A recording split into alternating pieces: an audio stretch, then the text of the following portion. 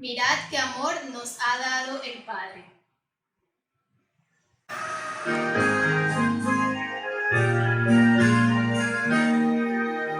Mirad qué amor nos ha dado el Padre al hacernos hijos de Dios. Mirad qué amor nos ha dado el Padre al hacernos hijos de Dios. Para ser llamados hijos de Dios. Para ser llamados hijos de Dios. Mirad qué amor nos ha dado el Padre al hacernos hijos de Dios. Mirad qué amor nos ha dado el Padre al hacernos hijos de Dios. Amén.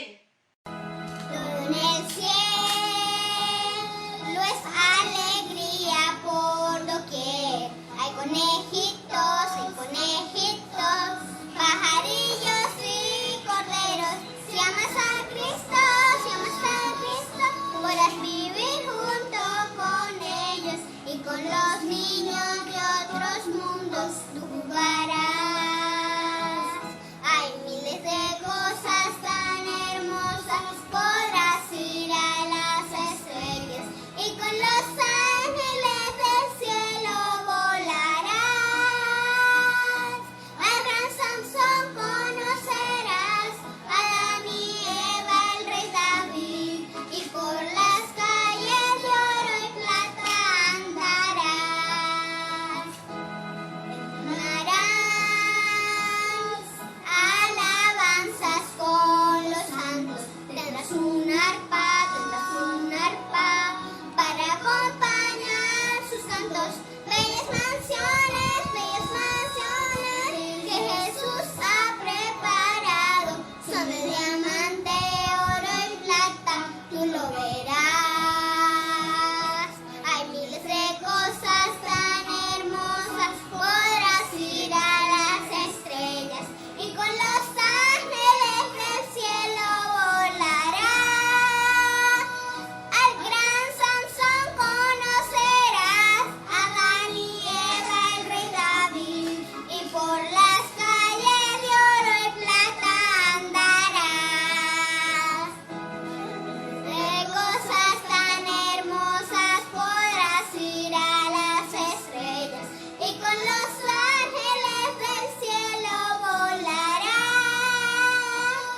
Al gran Sansón conocerás, a Adán y Eva, el rey David, y por las calles de oro y plata andarás. Amén. Buenos días, hermanos. ¡Feliz sábado! Para finalizar el servicio de canto, entonaremos esta alabanza.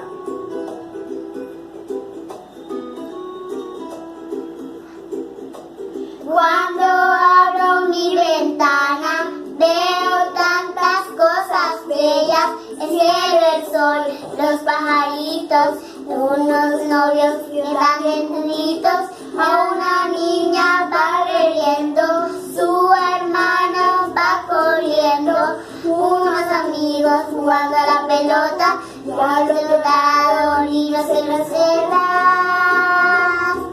La vida es tan bonita, un plan y para mi vida. Estoy aquí para amar, para reír y cantar.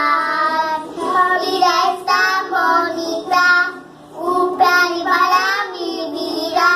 Estoy aquí para amar, para reír y cantar. Cuando abro mi ventana, veo tantas cosas bellas. En las familias sonríen unas selfies, orando a Dios, un joven agradece.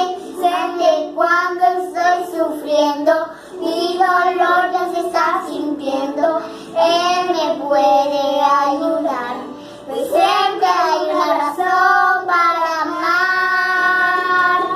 La vida es tan bonita, un plan y para mi vida.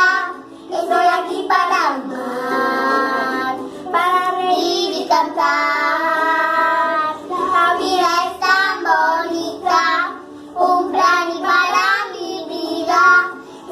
aquí para amar, para reír y cantar. oh, Oh,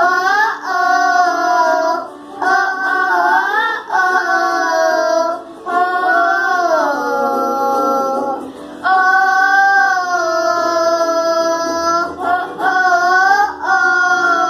oh, oh, oh, mi vida es un viaje hasta el cielo.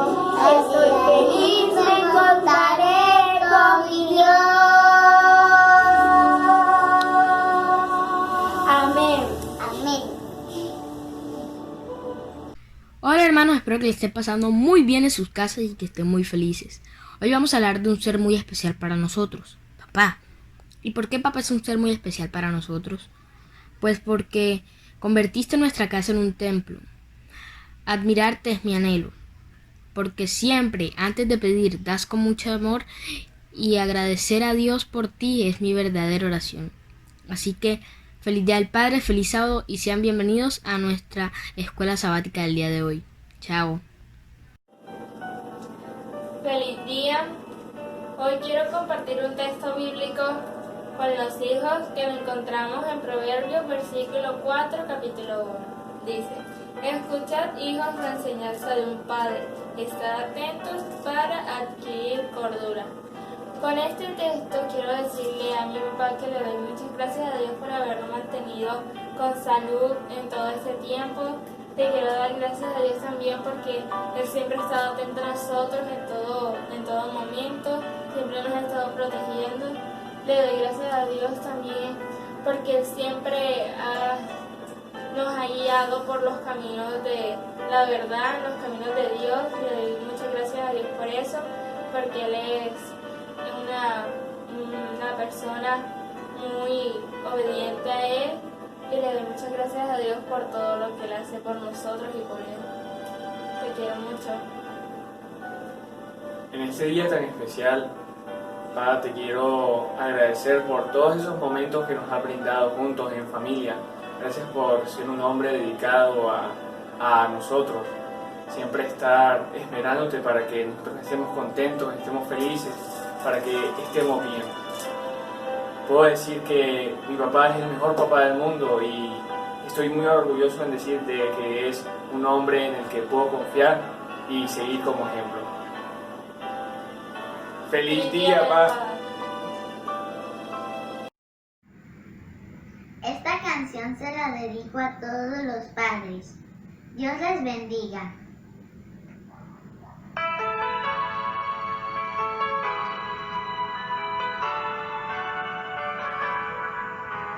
Gracias, Jesús, porque regalaste para mí los brazos amantes con los que quiero vivir. Es mi papá, el que a mi lado siempre está, pues tú le enseñaste a guiarme hacia ti. Yo te quiero, papá, no te voy a dejar, en mi corazón estás. De la mano los dos, con Jesús vamos a andar. Por mi papá Jesús te pido, porque Él es tu hijo como lo soy yo. Él le da fuerzas a mi vida, porque tú le das tu fuerza y tu amor.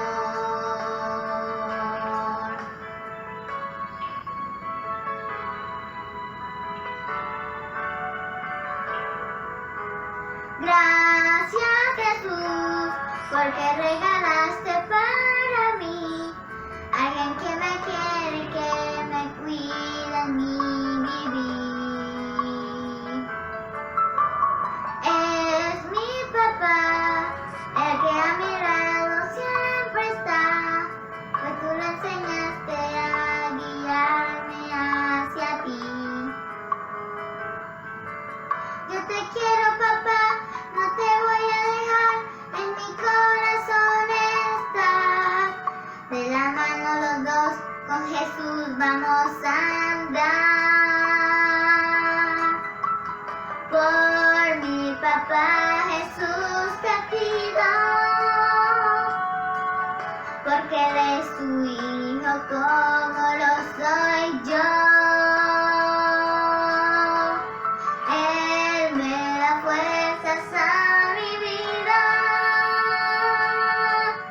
porque tú le das tu fuerza y tu amor.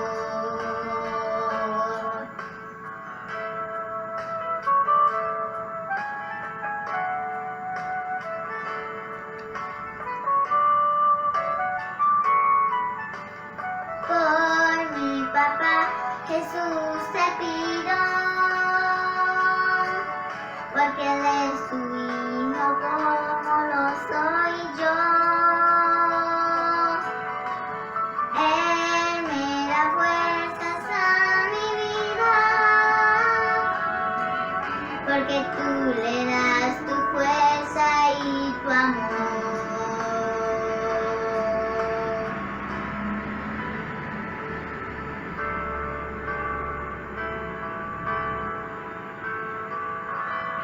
Amén.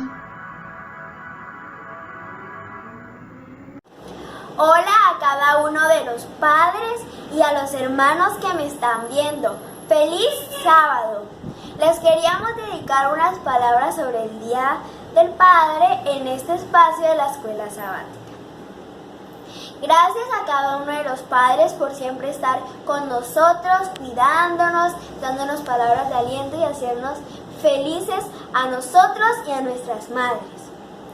Gracias por siempre estar aquí a nuestro lado, ayudándonos a ser alguien más en la vida junto a nuestras madres.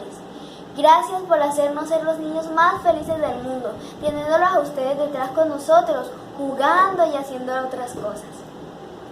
Bendiciones a cada uno de los padres. Dios los bendiga y gracias por hacer esa labor de ser un buen padre. Papá, gracias por siempre estar conmigo. Gracias porque siempre, cuando yo te necesitaba, siempre estabas a mi lado. Gracias porque nunca me has dejado sola en ninguna situación, papi. Gracias por todo, papi. Te amo mucho. Y le doy muchas, pero muchas gracias a Dios, ya que me permitió tener un papá tan bueno como tú. Te amo. Feliz Día del Padre. Espero que le pases súper bien en tu día. Gracias por todo lo que nos has dado. Te quiero mucho. Feliz Día del Padre, que la pases bien. Gracias por todo lo que nos has dado. Que Dios te bendiga y que siempre te cuide.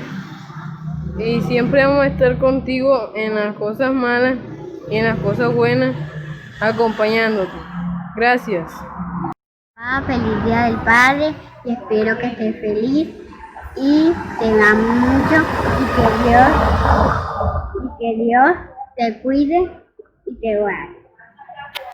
Padre, te quiero mucho. Eres el mejor. Feliz Día del Padre. Diosito, gracias porque me regalaste el mejor padre del mundo. Papi, gracias porque siempre estás a mi lado y me quieres con todo corazón. Feliz Día del Padre, te quiero. Mamá, ella. Te amo. Mamá. Buenos días, abuelito Gusti, buenos días, papi. Les quiero desear un muy buen Día del Padre y te quiero decir a mi abuelito Gusti que Dios lo proteja y lo bendiga en su día tan especial. Y a mi papá, gracias por darme la vida y por aportar un granito de arena a mi mamá. Gracias. Gracias, Padre, por todo este tiempo que has pasado con nosotros juntos. Gracias por el amor que nos has dado. Te amo y feliz Día de los Padres. Feliz Día del Padre. Papá merece responsabilidad, amabilidad y cariño. Te queremos mucho.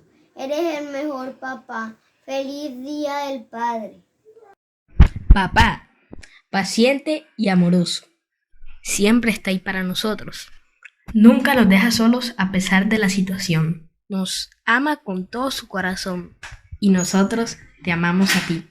Gracias, papá. Te amo con todo mi corazón. Por ser el mejor papá. Tú me amas, de verdad me amas. Y tú eres mi lindo papá que tú eres.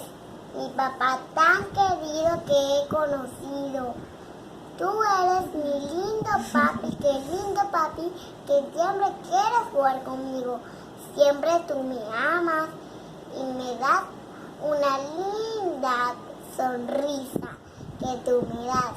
Siempre eres el papá de la historia y que tú siempre me vas a querer. Gracias, papá, por ser el mejor papá del mundo. Te quiero mucho. Feliz Día del Padre y que Dios te bendiga mucho. Te quiero mucho.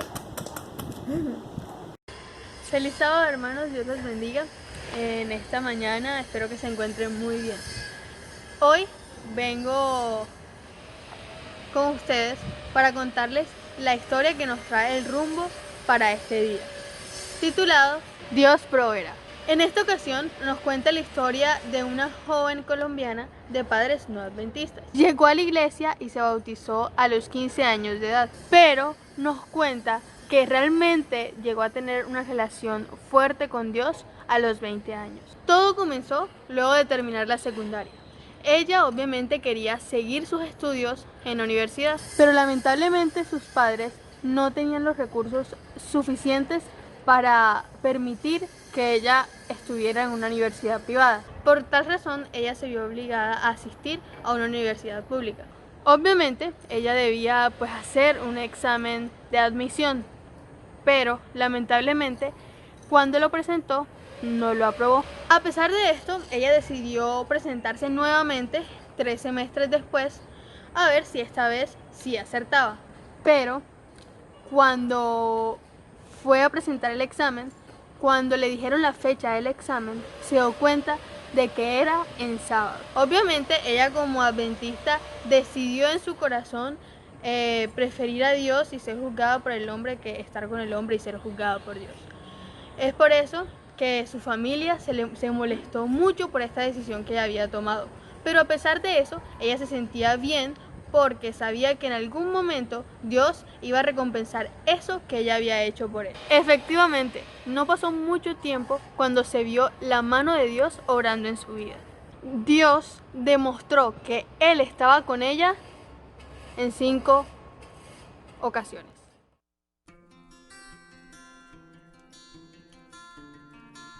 Ese mismo año, su hermano le consiguió una beca para estudiar inglés. Ella colportaba con el fin de poder ahorrar dinero para sus estudios universitarios. Y fue en esos momentos cuando Dios colocó en su corazón el deseo de invertir un porcentaje en específico de su ganancia cada mes. Lo más increíble de esto, además de haber sido matriculada en una universidad privada, fue que Dios proveyó todo lo que ella necesitaba. Y en esos momentos, de los 10 semestres, 9 veces obtuvo unas becas académicas que le ayudaron a pagar todos los gastos.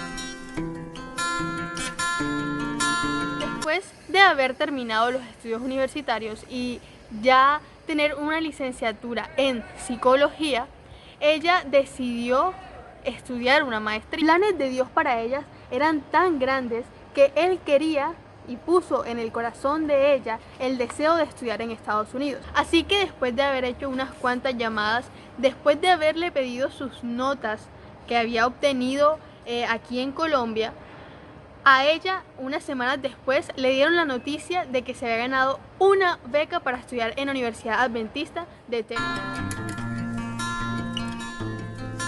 No solamente esto Dios le proveyó, sino que también después en su graduación ella pudo estar feliz de los logros que había obtenido. Además de eso, no quedó con ninguna deuda. Ella cuenta que se siente muy agradecida con Dios por eso, porque muchos de sus compañeros terminaron graduándose pero con muchos gastos.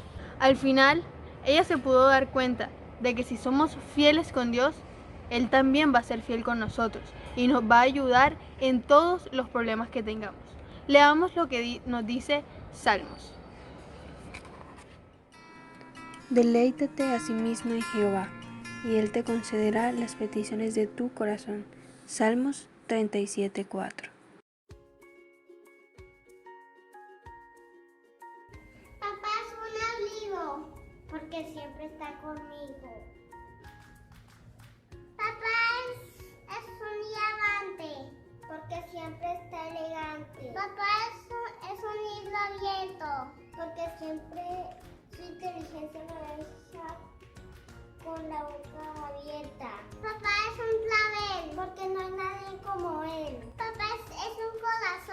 porque cuando me aconseja tiene toda la razón. ¡Feliz día, papá! Historia para el 20 de junio del año 2020. Perdonar después del divorcio. Mari dejó a su esposo cuando tenía 30 años. Ella tenía apoyo bíblico para divorciarse, pero no le dijo nada a nadie porque no quería ventilar sus asuntos privados. Además, sus ex-suegros eran miembros respetados de la iglesia adventista local a la que ella aún asistía. Los miembros de la iglesia no entendían por qué el matrimonio de Mari había fracasado, así que la culparon a ella. Incluso, algunos de ellos le dijeron a la ligera que estaba perdiendo la salvación al dejar a su esposo. Mari, que se había criado en la iglesia adventista, dejó de asistir a la iglesia los sábados y finalmente se mudó a otro lado del país para comenzar una nueva vida. Pero los demonios internos la atormentaban. Si bien nadie condenó su divorcio en la nueva ciudad, ella no podía olvidarlo. Se sentía fracasada. Se preguntaba si Dios la amaba a pesar del divorcio. Desesperada por encontrar respuestas, se conectó a internet y escribió la palabra Dios en el buscador. La gran cantidad de resultados la abrumó y terminó apagando la computadora. Encendió el televisor y comenzó a cambiar los canales. Un canal dirigido por una denominación cristiana carismática llamó su atención, pero las extrañas curaciones que realizaban y al hablar en lenguas la asustaron. No quiso seguir viéndolo. Sin embargo, había un programa semanal presentado en el mismo canal en el que la oradora hablaba con calma y sensatez. María la estuvo mirando durante varias semanas. Una tarde, la mujer en la televisión habló sobre el perdón. Nadie es capaz de perdonar por sí mismo, dijo la mujer. Se necesita la ayuda de Dios. Estas palabras resonaban en la mente de Mari mientras conducía para ir a trabajar al día siguiente. Con un sobresalto se dio cuenta que tenía que perdonar a su ex esposo y a sus padres, a los miembros de la iglesia que no la trataron bien y sobre todo a ella misma. Sintió entonces un impulso irresistible de orar a Dios para que la ayudara. Mientras lloraba trató de orar, pero las lágrimas hicieron imposible que continuara conduciendo y orando simultáneamente, así que se detuvo a un lado de la carretera. Me gustaría perdonar, pero no puedo hacerlo, dijo en oración. Si recibo el perdón de tu parte, te seguiré. Casi de inmediato llegó la respuesta. Te ayudaré, le dijo una voz suave y masculina. Mari lloraba aún más, pero ahora lloraba de alegría. Ella sabía que Dios había escuchado su oración y prometió ayudarla. Mari permaneció en el automóvil a un lado de la carretera durante media hora más. Había prometido seguir a Dios, pero no estaba segura de cómo cumplirlo. Me criaron bajo la fe adventista, dijo al orar. ¿Cómo debo vivir ahora? Le vino a la mente una respuesta. Lee la Biblia y los escritos de la cofundadora de la iglesia, Elena de White. Mari volvió a casa para lavarse la cara y luego ir al trabajo, al que llegó una hora tarde. Después del trabajo, Mari abrió la Biblia y comenzó a leerla y la continuó leyendo en cada momento que tenía libre. Cuando no podía dormir en la noche se levantaba y leía un poco más. A Mari nunca le había gustado mucho leer, pero ahora tenía un deseo aparentemente insaciable de hacerlo. Leía porque necesitaba descubrir quién era Dios, nos dice Mari en una entrevista. Tenía una sed enorme. En un año leyó la Biblia 3 veces y completó los 5 libros de la serie El conflicto de los siglos de Elena de White. Entonces Mari se llenó de valor y habló con el pastor adventista local sobre su divorcio. El pastor formó un grupo de estudio bíblico solo para ella. Esperaba que el grupo de estudio de la Biblia la ayudara a regresar a la iglesia y a Dios.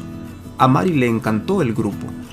Estaba muy entusiasmada porque todo lo que leía me llenaba, nos dice. Después de las reuniones de evangelización, Mari comenzó a asistir regularmente a los servicios sabáticos en la iglesia.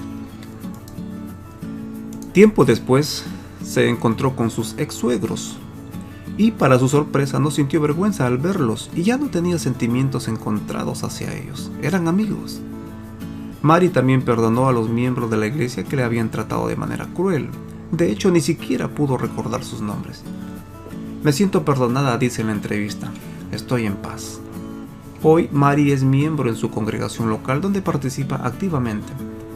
también dirige un proyecto del 13º sábado en la división transeuropea. Mientras lo hace, sigue estudiando la palabra a diario y lee la Biblia completa todos los años. Y paralelamente pasa aproximadamente 1 hora todos los días leyendo los escritos de Elena de White.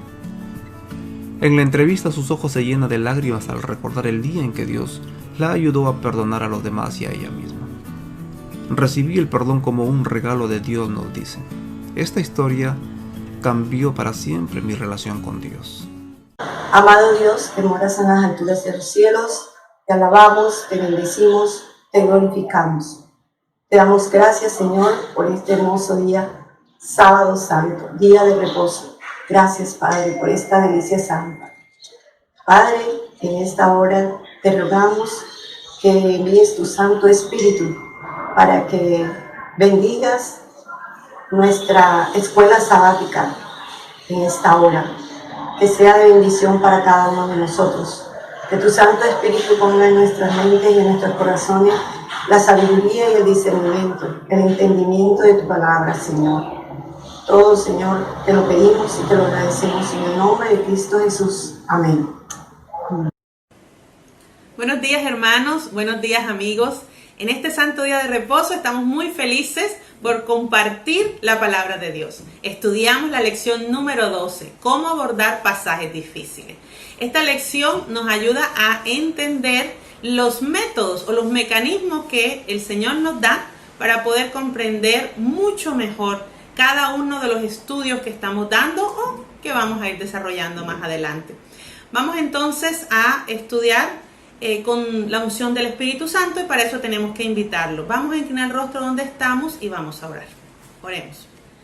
Padre, en este momento vamos a tener el repaso de la lección de esta semana.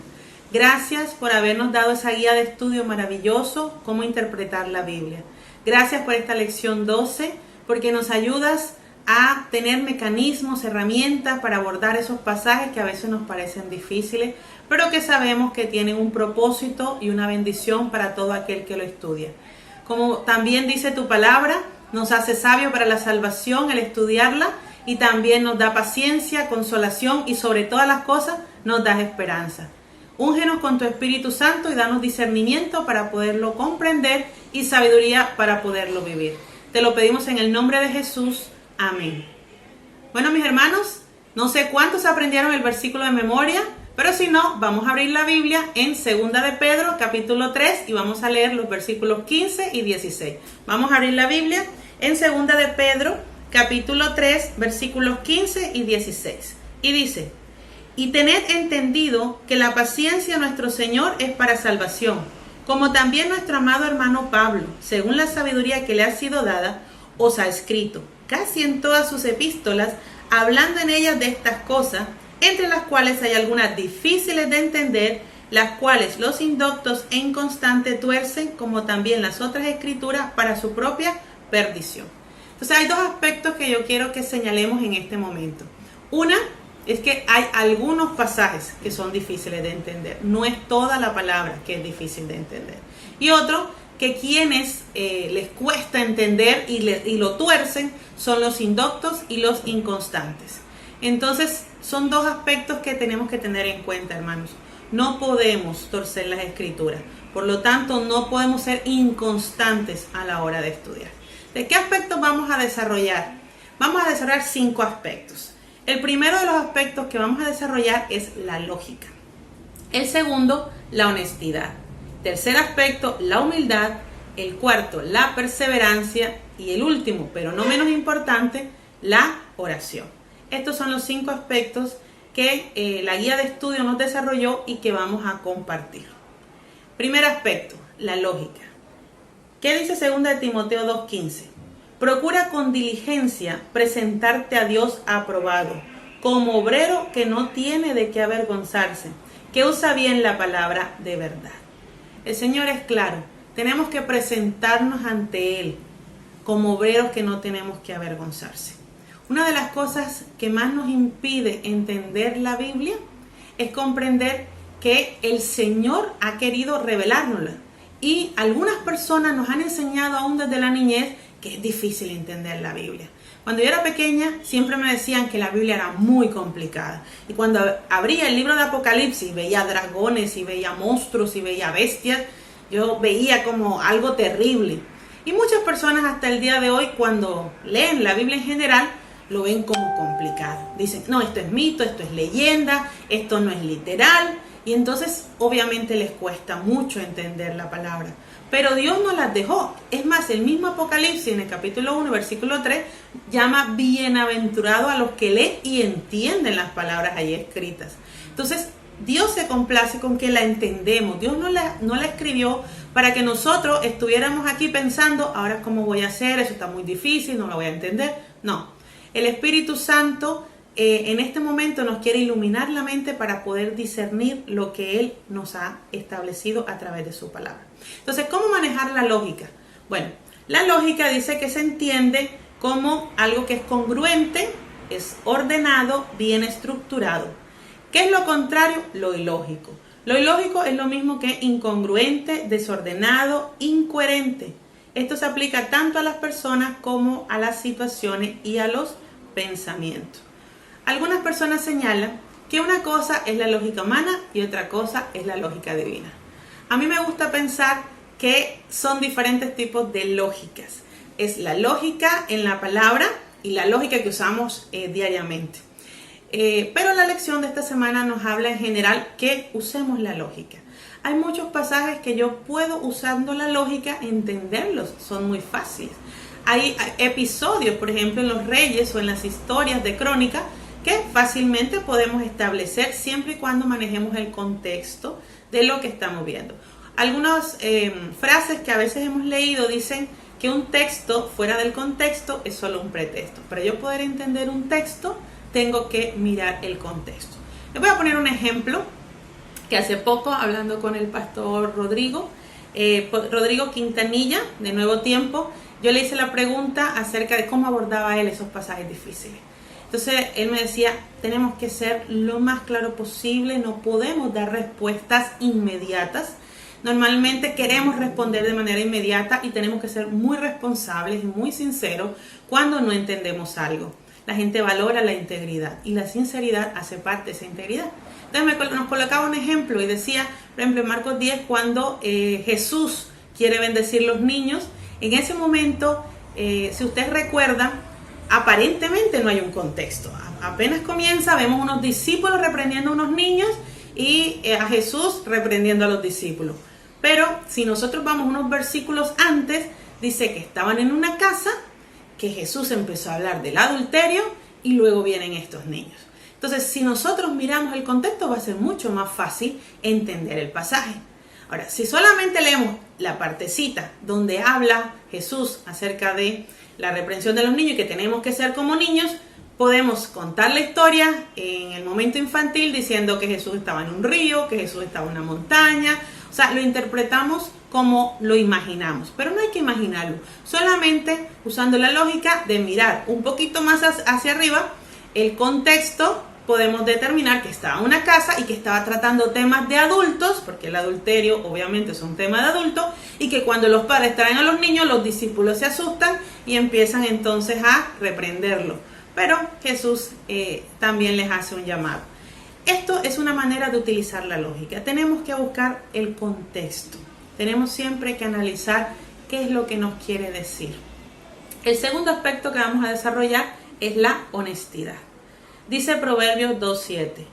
Él provee de sana sabiduría a los rectos. Es escudo a los que caminan rectamente. Entonces, evitemos las respuestas superficiales. No manejamos el tema, pero no queremos quedar mal. No quedamos mal. No está mal decir no sé. Y eso nos cuesta. Nosotros no lo sabemos todo. Yo recuerdo cuando estudiaba en el colegio biología, no sé cuántos recuerdan, que estudiábamos la célula, las partes de la célula. Bueno, cuando estudiábamos estos temas, yo recuerdo que pensaba que conocía mucho. Pero a medida que iba avanzando la biología con los años, entraba mucho más profundo, me daba cuenta que entre más estudiaba, menos sabía. Igual pasa con la palabra de Dios. Entre más estudiamos, nos damos cuenta cuán grande es nuestro Dios y cuán vasto es el plan de salvación. Entonces nos damos cuenta también que nos falta mucho. Por lo tanto, no está mal decir que no conocemos un tema. No es pecado decir que no conocemos un tema, porque estamos siendo sinceros. Jesús siempre habló con la verdad. Él mismo dijo que era la verdad. Nosotros tenemos que decir la verdad. Entonces no demos respuestas superficiales solo por salir del paso. Y aquí les tengo una diapositiva sobre el WhatsApp. Dice, desactivar las respuestas rápidas de WhatsApp desde las notificaciones. Es una aplicación que tiene el WhatsApp cuando damos respuestas rápidas. ¿Cuánto no nos ha pasado que nos han preguntado algo en un grupo y de pronto nos vamos a otro, o siendo en el mismo, damos respuestas muy rápidas y nos damos cuenta que nos hemos equivocado? Igual pasa con la Biblia. Nosotros no podemos, ante un interrogante que tenga un amigo o un hermano, dar respuestas muy rápidas para mostrar que lo sabemos todo. No, seamos humildes como el Señor Jesús y reconozcamos. Ahora le podemos decir a la persona, bueno, la verdad no había analizado esa pregunta, no la sé, pero dame tiempo y voy a investigarla, voy a estudiarla, porque quedé con la duda. Vamos entonces a profundizar un poquito más, porque la Biblia tiene que respondernos eso. Entonces, somos sinceros, estamos preocupados por la otra persona y queremos ayudarla. No la estamos dejando con la duda de manera absoluta, porque estamos seguros que todas las respuestas están en la Biblia. Otro de los aspectos que vamos a desarrollar es la humildad. Dice Proverbios capítulo 15, versículo 33. El temor de Jehová es enseñanza de sabiduría, y delante de la honra está la humildad. Tenemos que ser humildes. Dice Santiago capítulo 4, versículo 6, pero Él da mayor gracia. Por esto dice, Dios resiste a los soberbios y da gracia a los humildes. Dios quiere que nosotros entendamos que Él es el soberano. Y nosotros podemos aplicar una analogía muy bonita que desde que entré a la iglesia y conocí el Evangelio nos han enseñado, y es que Dios y su sabiduría es como un océano, y nosotros y nuestra sabiduría somos como un vasito de agua. Entonces obviamente toda la sabiduría de Dios no cabe en un vasito de agua, pero si nos falta sabiduría, el Señor nos ha dicho en su palabra que debemos pedirle. Y Jesús dijo, pedid y se os dará, en Mateo 7:7. Entonces, no es pedir para decir que no. El Señor dice que si tenemos falta de sabiduría, pidámosla, que Dios dará abundantemente y sin reproche. Pero es mucho más fácil explicar un pasaje y entenderlo cuando comenzamos de cero, cuando decimos, Señor, soy un vaso, lléname con tu Espíritu Santo, úngeme y dame cada día más de tu Espíritu. Muéstrame cuál es el sentido real de este pasaje. Yo entiendo que es así, pero quiero seguir estudiando, quiero seguir profundizando. Y si humildemente queremos buscar la verdad, la vamos a hallar. La humildad es tan importante a la hora de estudiar la palabra que vamos a leer una cita de Elena de White que está en el libro El conflicto de los siglos, página 585. Dice, Satanás es muy hábil para citar las Santas Escrituras e interpretar pasajes a su modo, con lo que espera hacernos tropezar. Debemos estudiar la Biblia con humildad de corazón, sin perder jamás de vista nuestra dependencia de Dios. Así que tenemos que ir a la Escritura con humildad, reconociendo que aquí está toda la palabra que Dios quiere darnos, que necesitamos en estos tiempos y qué es lo que requerimos. ¿Saben? Cuando nosotros estudiamos con algunas personas, nos hacen preguntas que algunos teólogos les llaman la no realidad o preguntas de ficción. ¿Y qué hubiera pasado si Adán no hubiera entonces cedido a la presión de Eva? Se hubiera perdido solo Eva, quedaba la humanidad por la mitad, hubiera muerto Jesús por Eva. Hacemos preguntas sobre lo que no ha pasado. Comencemos haciéndonos preguntas sobre lo que esté revelado. No nos vayamos a hacer ese tipo de reflexiones que no nos conducen a la verdad. Si Dios nos está mostrando la historia de esta manera en la Biblia, pues estudiemos por qué. La palabra nos ha dicho que todas estas cosas están escritas para nuestra enseñanza. Entonces lo que está escrito es para que nosotros lo comprendamos y aprendamos. No nos vayamos a la ficción. Estudiemos primero la realidad que Dios nos está mostrando. El siguiente aspecto es la perseverancia. Dice Gálatas 6:9, no nos cansemos pues de hacer bien, porque a su tiempo segaremos si no desmayamos. Eclesiastés 1:13, Eclesiastés 7:25 y Proverbios 2:5-6 son otras de las lecturas que hicimos en esta semana. Dice Eclesiastés 7:25, para estudiar la Biblia se requiere además de tener espíritu investigador, eso lo podemos sacar de ahí, esfuerzo, lo podemos sacar de Proverbios 2:5-6, paciencia y perseverancia, Eclesiastés 1:13. Entonces no nos debemos cansar.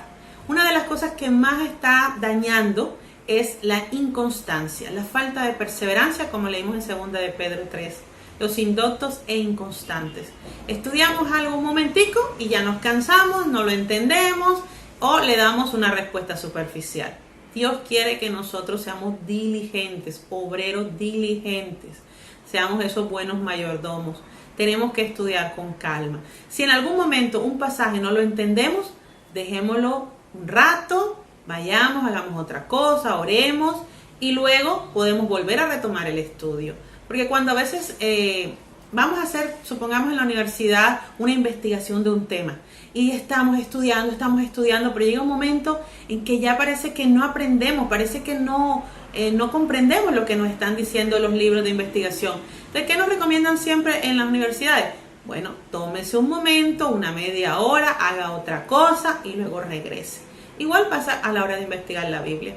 Podemos hacer un momento de salir, un momento de compartir con la familia, hacer otra cosa y luego entonces regresamos a estudiar. Después de orar nuevamente, estudiamos. Y lo más seguro es, si esa noche nos acostamos y nos levantamos al día siguiente a estudiarlo, podremos encontrar con claridad la respuesta que el Señor quiere mostrarnos. Pero todo eso se hace ¿cómo? Con perseverancia. Y esa perseverancia va unida a algo que se llama la oración, el último aspecto que estudiamos esta semana. Dice en 1 Corintios 2:13, lo cual también hablamos no con palabras enseñadas por sabiduría humana, sino con las que enseña el Espíritu, acomodando lo espiritual a lo espiritual. En la Riva Ganera del 21 de abril de 1851, la hermana Elena escribe, todo cristiano, por lo tanto, tiene el deber de tomar la Biblia como regla perfecta de fe y obediencia. Tiene que orar fervientemente para obtener la ayuda del Espíritu Santo al buscar en las Escrituras toda la verdad y ver cuál es toda su obligación. El cristiano no está autorizado para dejar las Escrituras a un lado y buscar en los dones cual sea su deber. Lo que el Espíritu de Profecía nos está señalando es que muchas personas quieren estudiar la Biblia con sentimientos. Es que yo siento que esto es por aquí, yo siento que esto es por acá. O, como dice un pastor, en vez de buscar la verdad, entonces nos parece mucho más sencillo colocar un dedito en la Biblia y entonces decimos, no sé qué hacer, estoy desesperado, me siento triste, Señor, hacemos una oración y le decimos, Señor, por favor, muéstrame qué tengo que hacer. Hacemos el dedito, buscamos la Biblia y abrimos. Y resulta que el día que colocamos el dedito en la Biblia dice, y Judas fue y se ahorcó. Entonces, ¿Dios está diciendo eso? No, para nada. La Biblia no se estudia así. Algunos le llaman la bibliomancia. Coger el dedito o buscar la cita para que nos responda. No, Dios quiere que nosotros aprendamos a estudiar muy bien su palabra con una muy buena metodología. Para eso vamos a mirar aquí en la diapositiva los métodos de estudio de la Biblia.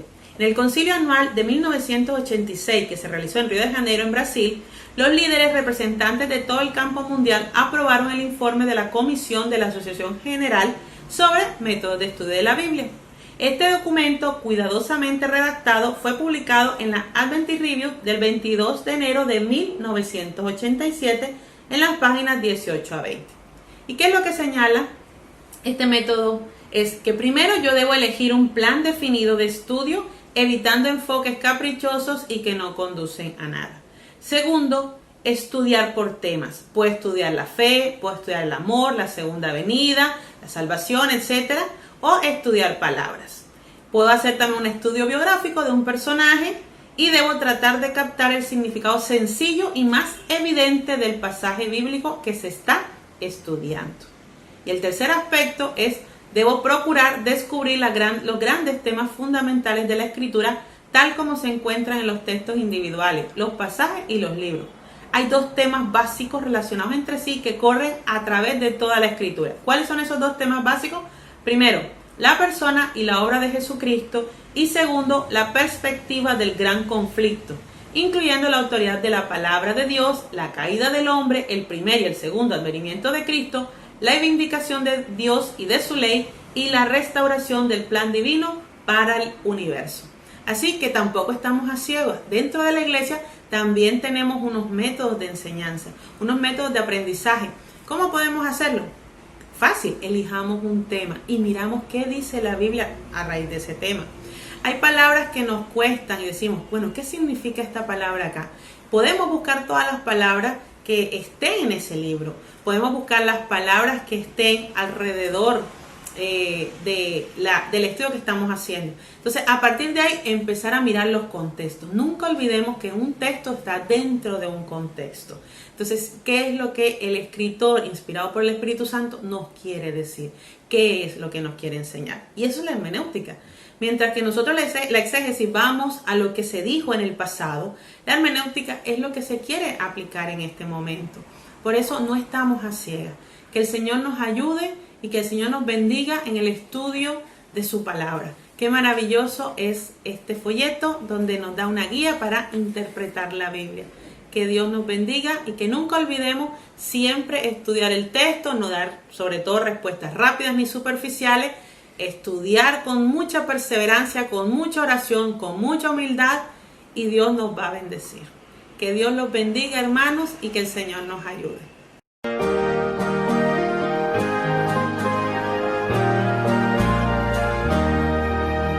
Mirad qué amor nos ha dado el Padre al hacernos hijos de Dios. Mirad qué amor nos ha dado el Padre al hacernos hijos de Dios. Para ser llamados hijos de Dios. Para ser llamados hijos de Dios. Mirad qué amor nos ha dado el Padre al hacernos hijos de Dios. Mirad qué amor nos ha dado el Padre al hacernos hijos de Dios. Hermanos, los invito a arrodillarnos para orar. Oremos. Señor Padre eterno, creador del cielo y de la tierra, Señor, le damos gracias, Señor, por la bendición, Señor, que tenemos de tener a nuestros padres, Señor. Gracias por darles esa labor, Señor. Bendiga a cada una de esas familias que me están viendo, Señor. Bendiga también a los hermanos, bendiga a los padres, Señor, grandemente, y bendíganos, Señor. Gracias por este santo sábado que nos regaló, Señor. Gracias por todo, en el nombre de Cristo Jesús, Señor nuestro. Amén. Amén. Adiós, padres.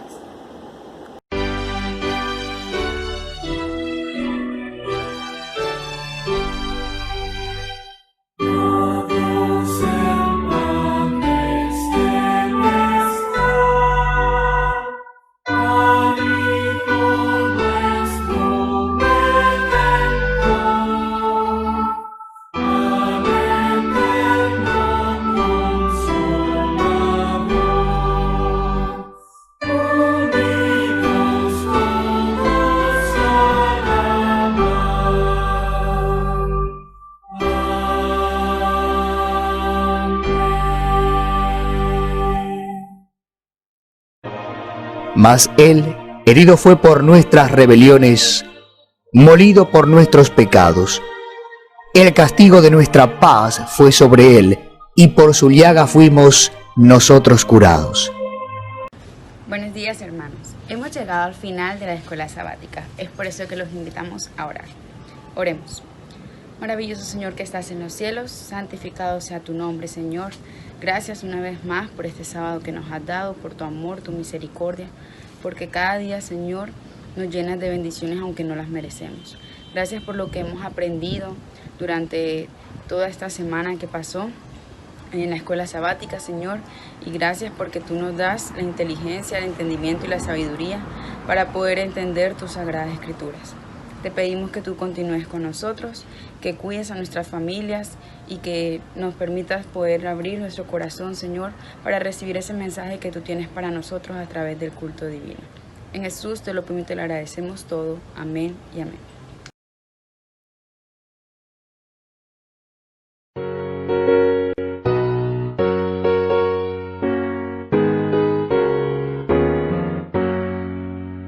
Oh Dios, mi soberano Rey, a ti daré el honor.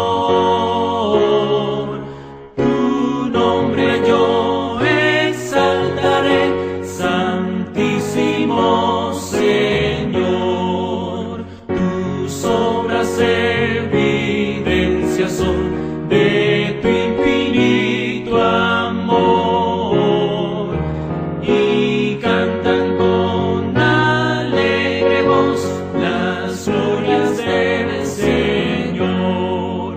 Aquel que busca salvación en Cristo la hallará, y su ferviente petición Él pronto atenderá. Eternamente durará el reino del Señor. Allí sus siervos gozarán la plenitud de amor.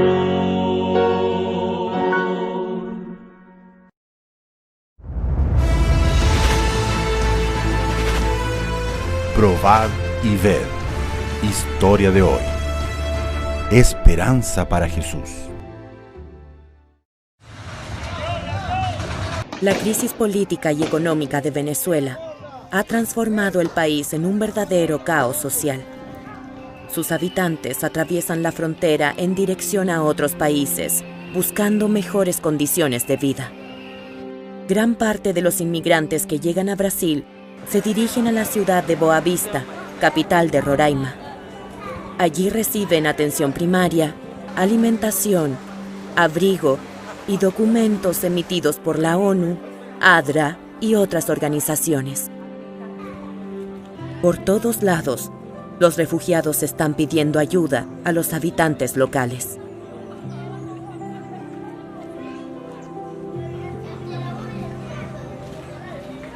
Hola, buenas tardes, amigo. Yo vengo llegando de la Venezuela para ver si el Señor me puede ayudar con algún trabajo, algo ahí para hacer. Pero yo sé limpiar montes, sé pintar casa, cualquier cosa que el Señor tenga ahí que hacer en su casa y me puede... ¿Quieres trabajar? Quiero trabajar. Tengo una panadería. Vamos para allá. Y vas a trabajar solo un día conmigo, ¿te parece? No, está bien, amigo, vamos. No hay problema, no. Muchas gracias.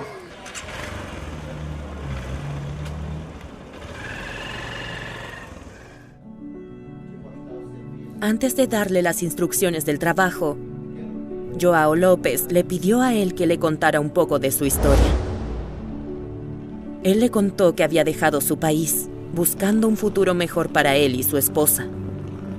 Con título de ingeniero mecánico, tenía 3 trabajos, pero lo que ganaba solo le alcanzaba para comer durante 15 días. Después de haber ingresado legalmente a Brasil, en la ciudad de Pacaraima, frontera entre los 2 países, su única opción fue caminar 212 kilómetros hasta llegar a Boa Vista. Durante los primeros kilómetros que recorrió a pie, su mente se concentraba en todo lo desconocido que iría a recorrer. Intentar vivir en una tierra extraña, sin hablar el idioma de ese país, convivir con personas con costumbres diferentes, encontrar trabajo y un lugar donde vivir. Sin dinero y sin perspectivas, el venezolano caminaba día y noche, llevando solamente una maleta que se arrastraba por el camino. En los últimos kilómetros, un cartel indicaba que aquella jornada tan desafiante estaba a punto de terminar. Llegando a la capital, recibió las primeras orientaciones, un lugar para dormir y todas las noches participaba de una cena preparada por el equipo del proyecto Alimentando Esperanza, coordinado por la ADRA. Joao López le mostró lo que debería hacer en ese único día de trabajo, pero al final del día notó que el joven era un buen trabajador y decidió darle la oportunidad de trabajar durante 5 días más. Para llegar a la panadería, el venezolano salía del refugio a las 4 de la madrugada y caminaba 14 kilómetros. Además de encargarse del aseo, también aprendió a hacer pan, disfrutando bastante su nueva profesión. Después de trabajar 30 días, Joao le pagó por sus servicios y le entregó las llaves de la panadería, nombrándolo como el nuevo administrador. Además de acompañarlo en esa nueva jornada, Joao López y un equipo de ADRA lo llevaron a conocer la iglesia adventista, donde fue bien recibido por los hermanos, participó de las alabanzas, oró, escuchó el sermón atentamente y aceptó la propuesta del pastor de conocer más sobre la palabra de Dios. La ADRA promueve acciones comunitarias en todo el mundo. En América del Sur, apoya a más de 350,000 inmigrantes y refugiados cada año, recibiéndolos, hospedándolos y alimentándolos con la mejor condición sanitaria, higiene personal y acceso al agua potable. Servicio de protección, apoyo psicológico, nutricional, salud básica, cursos de idiomas y acceso a información de documentos migratorios también son ofrecidos por la ADRA. Para conocer más, acceda a adraamericadosul.org. Un saludo al Distrito Central. Que el Señor bendiga a cada uno de nuestros hermanos donde quiera se encuentren. Quiero que en este momento podamos compartir un tema titulado Getsemaní. Pero antes vamos a orar. Querido Dios, Padre que estás en los cielos, a ti la honra y la gloria por los siglos de los siglos. Quiero pedir la bendición por cada uno de los hermanos que nos escuchan y nos vean en este momento. Que tu bendición, Señor, sea con cada uno de ellos donde quiera estén. Y que al hablar de tu palabra podamos tener permiso del cielo, que lo solicitamos en el nombre de Jesús. Amén y amén. Bien, el tema que quiero compartir, como les dije, titula Getsemaní. Getsemaní es un lugar que hemos asociado muchas veces con la oración. ¿Por qué? Porque era el lugar donde Jesús solía ir a orar. Ese Getsemaní, no es más que una piedra, la palabra Getsemaní es una piedra de prensa de aceite, significa prensa de aceite, es una piedra muy grande que puede llegar a pesar entre 500 kilos como hasta 1000, casi de media a una tonelada, una prensa de aceite o una Getsemaní. Allí es el lugar donde Jesús solía ir, lo menciona el Nuevo Testamento, el jardín donde en el Monte de los Olivos, cerca allí de Jerusalén, donde Jesús iba a orar. Así que decimos Getsemaní, oración, Getsemaní, oración. Lo hemos tenido siempre asociado de esa forma. Quiero decirles que allí en el Monte de los Olivos hay un lugar, hay muchas fincas, por decirlo de esa manera, donde sacaban el aceite de oliva, que lo sacan de su fruto que se llama aceituna. Y existen 3 tipos de aceite: el extra virgen, el virgen y el aceite de oliva. Así simplemente. Extra virgen, virgen y aceite de oliva. ¿Cómo lo sacan? Hay 3 formas de sacarlo. La primera, eso rellenan como unos capachos, que es como unos sombreros volteados. Lo rellenan, tienen un hueco en el medio, así que ahí van colocando uno encima de otro, uno encima de otro, y el peso de la pila hace que se vayan estripando las aceitunas, y cuando las aceitunas empiezan a estriparse, entonces ese primer aceite que sale es exclusivo, es uso exclusivo para el santuario, es consagrado a Dios el primer aceite. Allí no interviene ni un palo, no interviene una piedra, no interviene ni la mano humana, nada. Ese aceite por el peso solito sale y entonces es consagrado a Jehová. Así era que hacían el aceite pues, que brindaban al santuario. Y la segunda forma que entonces hacen es que ese mismo aceite, esos mismos capachos que están allí de aceite de oliva, colocan la mano sobre ellos y empiezan a hacerle fuerza hacia abajo para sacarle lo más que puedan el aceite. Ese segundo aceite es el aceite que utilizaban para comer. Era la parte comestible y es el que llevan a la casa, el que llevan a los lugares. Y el tercero, entonces, es el del servicio, el servicio de energía, de luz. le dejan caer la piedra, el Getsemaní, la piedra de molino, se la dejan caer ahora a ese lugar donde un burro o un animal coge allí un palo y empieza a darle vuelta a esa piedra sobre otra piedra ya con la horma, y allí va estripando hasta sacar la última gota de la aceituna.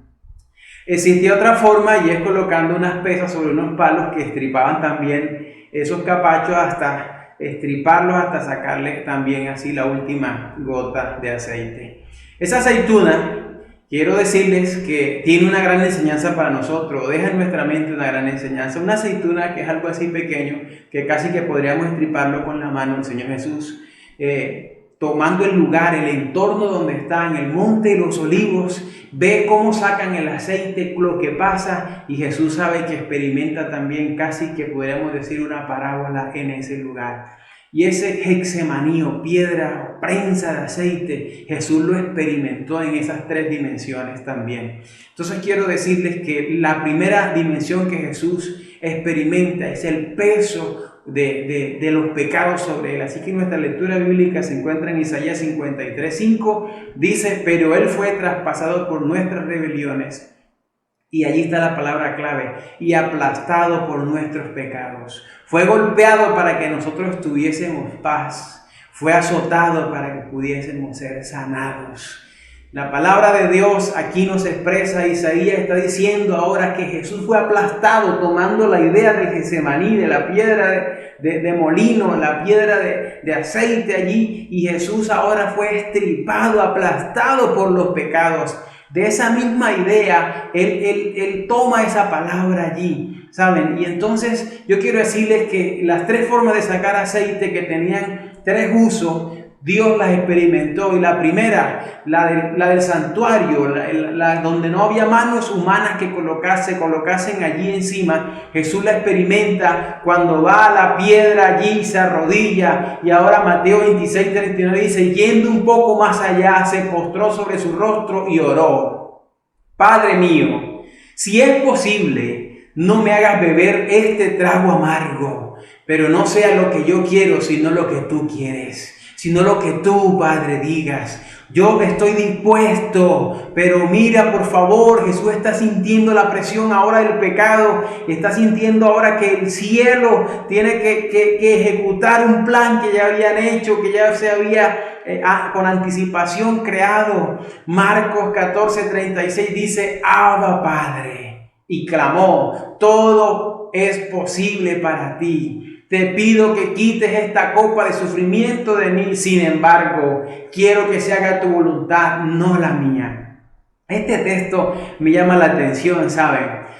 Dios acude ahora a su Padre, pero no le dice papá, o no le lanza una frase de respeto, sino de cariño, y le dice papito Dios, Abba Padre, con cariño le dice papito.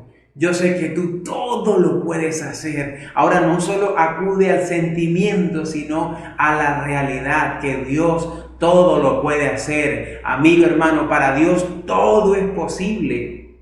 Y llega donde Dios, ahora Él, y le dice: yo sé que puedes.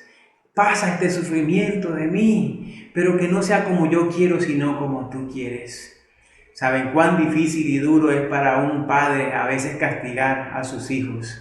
A veces disciplinarlos cuesta, y he visto llorar, y a mí me ha pasado que uno disciplina a su hija, disciplina a su hijo, y llora él y lloramos también nosotros, pero sabemos que en el fondo de nuestro corazón lo hacemos por amor, porque los amamos, porque queremos que no se pierdan, que no se vayan a torcer, que vayan a tener un mal camino. Por eso lo hacemos. Y aquí Dios está ahora allí con su corazón también en la mano, y el hijo le está diciendo: quita por favor este sufrimiento de mí, ayúdame. Pero Dios está callado.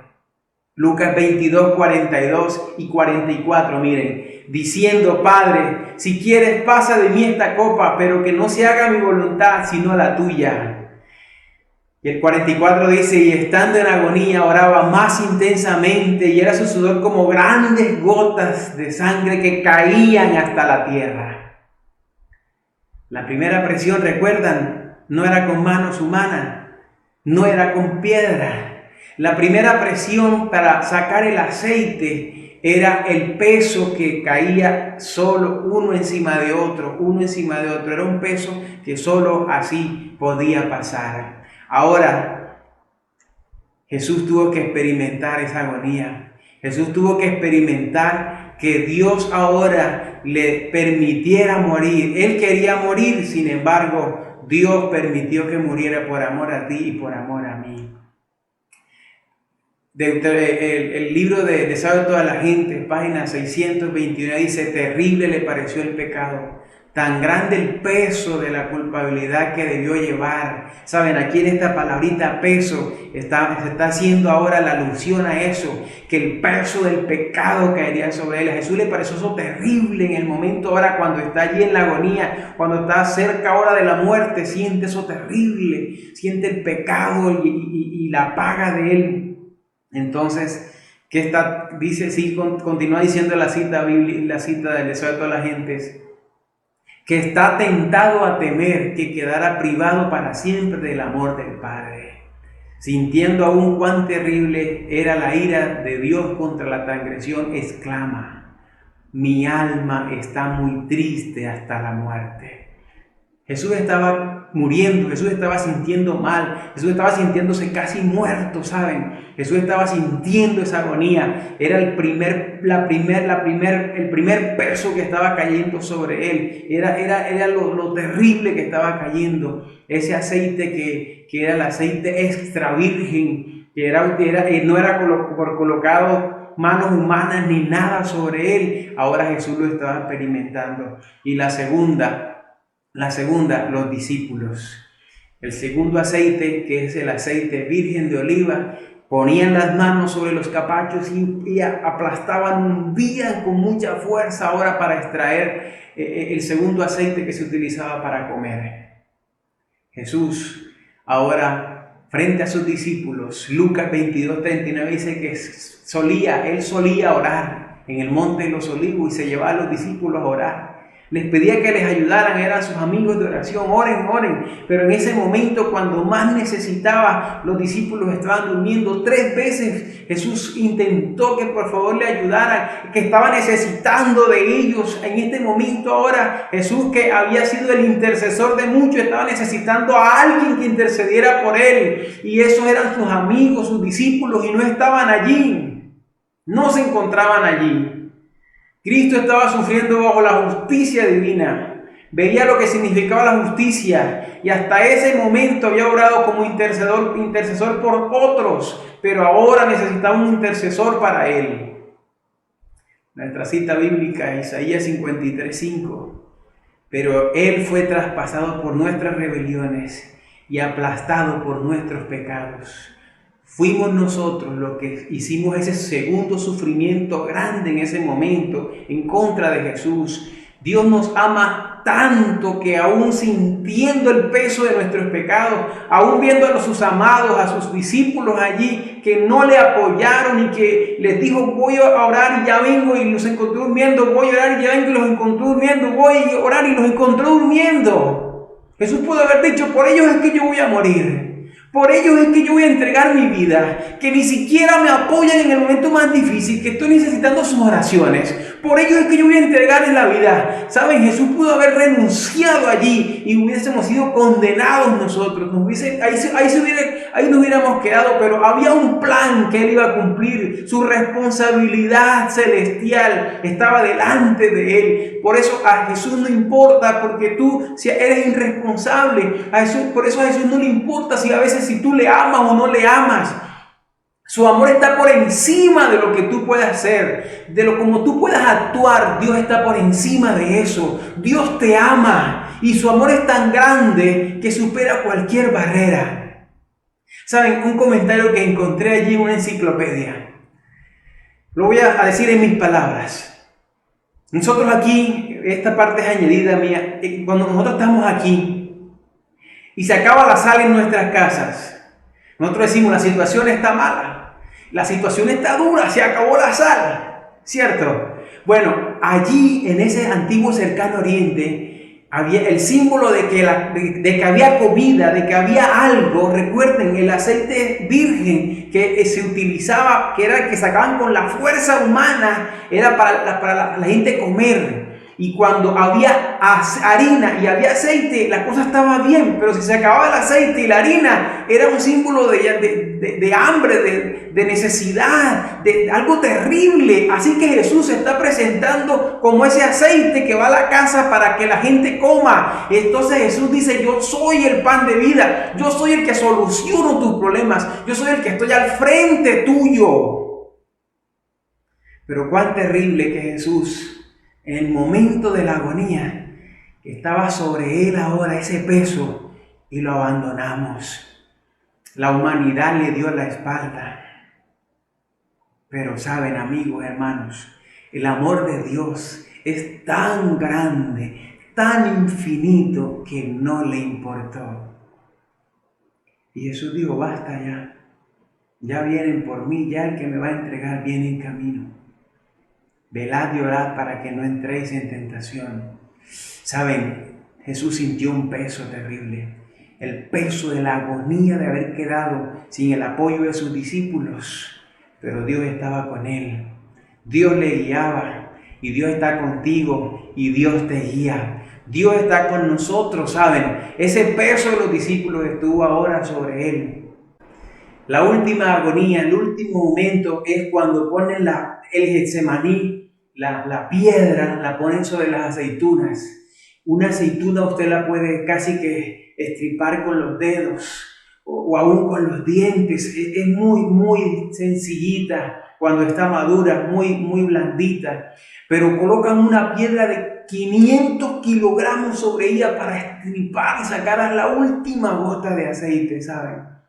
Jesús 3 veces fue arrancado de los labios de la oración, que Jesús estuvo allí en Getsemaní, y el cielo podía ahora ya ver esa escena de saber toda la gente. 7:08 dice que cuando Jesús estaba allí, que vio al Hijo de Dios en ese momento, el cielo se estremeció, se asombró al ver a Cristo ahora que estaba a punto de ser colgado en la cruz.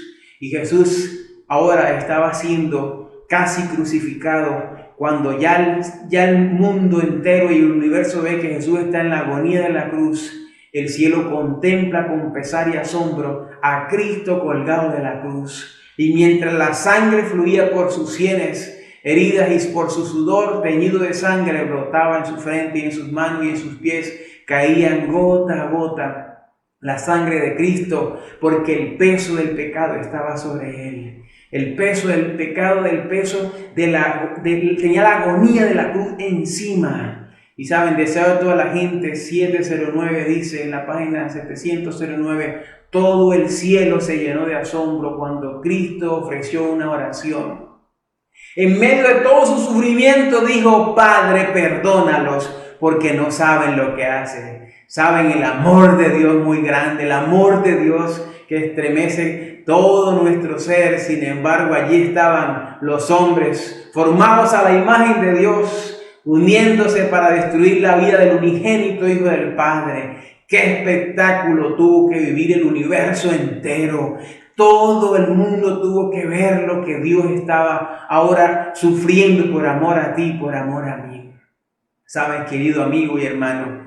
Dios padeció en el Getsemaní por amor a cada uno de nosotros. Dios padeció en el Getsemaní la muerte del mismo cielo, sintió la presión del Padre, sintió la presión de la humanidad, pero como nunca y nada sintió la presión de la muerte en la cruz, al punto de sentirse casi separado de su Padre. Dijo: Padre, ¿por qué me has abandonado? Y ahora muere. Y saben, Jesús muere allí porque te ama a ti. Jesús muere por amor a ti, por amor a mí. Isaías 53:5 dice que fue aplastado, que la piedra del Getsemaní cayó sobre él y le sacó hasta la última gota. Lo mató. Tus pecados mataron a Jesús. Nuestro sacrificio fue hecho por él, y quien debíamos morir éramos nosotros, pero Jesús murió por ti y por mí. ¿Sabes, querido amigo, por qué?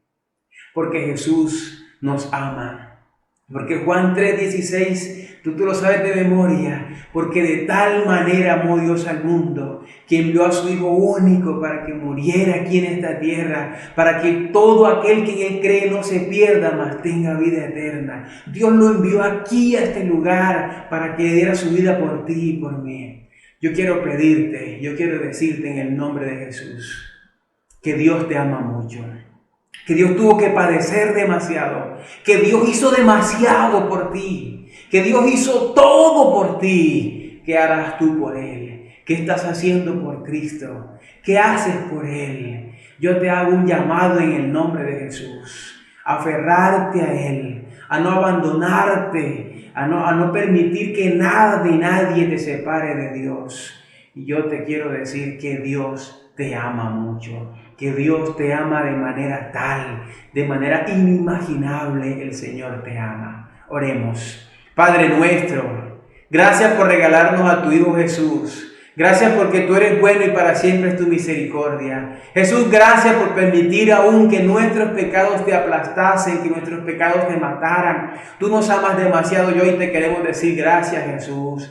Gracias, Espíritu Santo, por trabajar en nuestros corazones. Bendice el Distrito Central de Barranquilla y derrama bendiciones hasta que sobren y abunden. Permite, Dios, que por favor tu amor nos pueda hacer que estemos firmes y fieles en cualquier momento y circunstancia de nuestra vida. Que siempre permanezcamos allí dispuestos a hacer tu divina y santa voluntad. Consagramos este distrito en tus manos, Dios. Abraza a cada hermano, abraza a cada amigo. Permite, Dios, que el poder tuyo le acompañe en todo momento. Que ni de día ni de noche se separen de ti. Y que estemos siempre prestos con el amor, Señor, que tú nos has brindado. Poder ahora nosotros retribuirte a ti ese amor y de esperarte un día cuando vengas por segunda vez en las nubes de los cielos. A ti nos encomendamos, Dios. A ti acudimos en el nombre de Jesús. Amén y amén. Que el Todopoderoso les bendiga.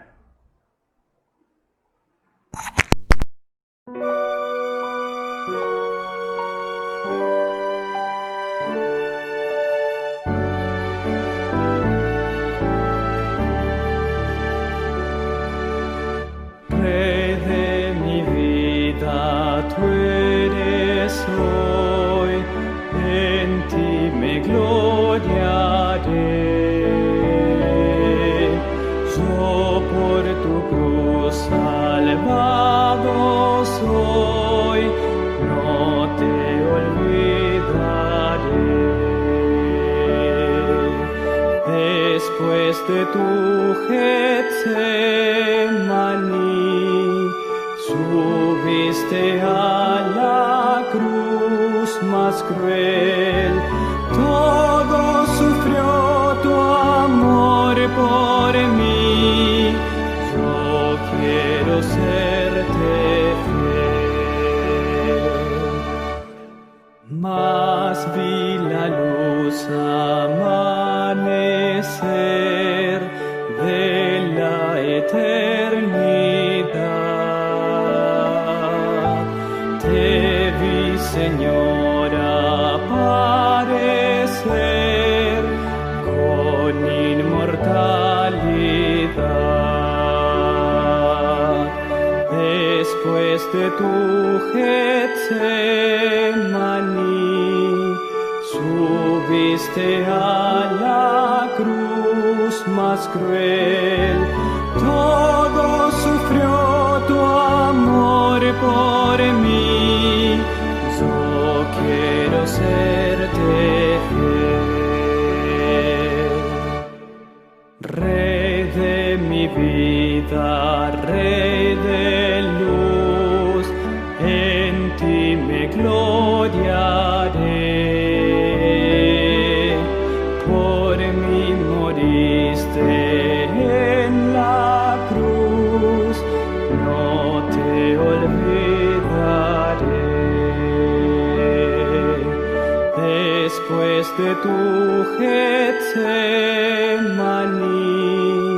subiste a la cruz más cruel. Todo sufrió tu amor por